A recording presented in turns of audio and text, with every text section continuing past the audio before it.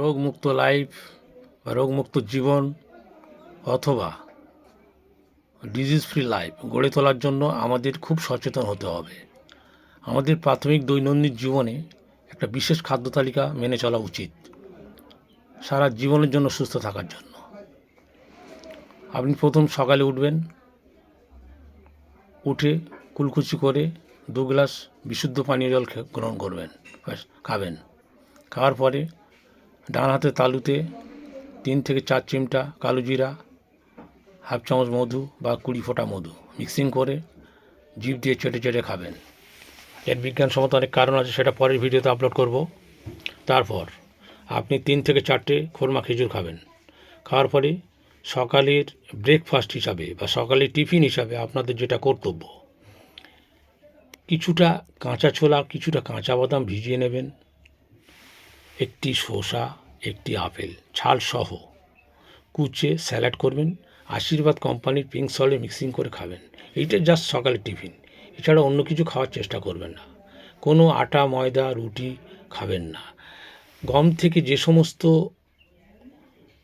জিনিসগুলো তৈরি হয়, বিশেষ করে আটা, ময়দা, সুজি বা যত ধরনের ফাস্টফুড, টোস্ট, বিস্কুট, নেড়ো বা এই ধরনের কোনো খাদ্য প্লিজ খাবেন না। এরও ব্যাখ্যা পরে দেব।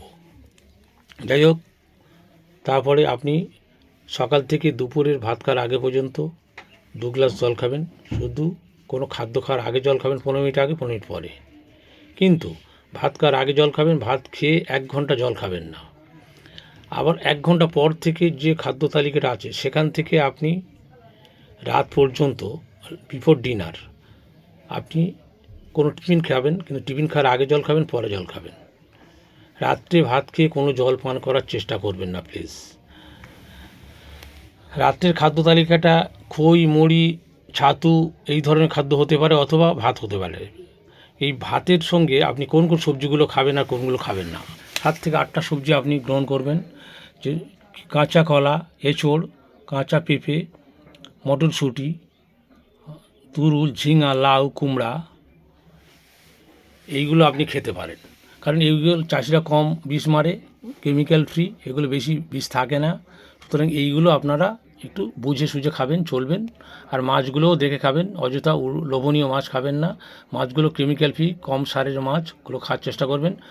তাহলে আপনি সারা জীবনের জন্য সুস্থ থাকবেন, কোনো কঠিন রোগ থেকে আপনি সুস্থভাবে বাঁচতে পারবেন।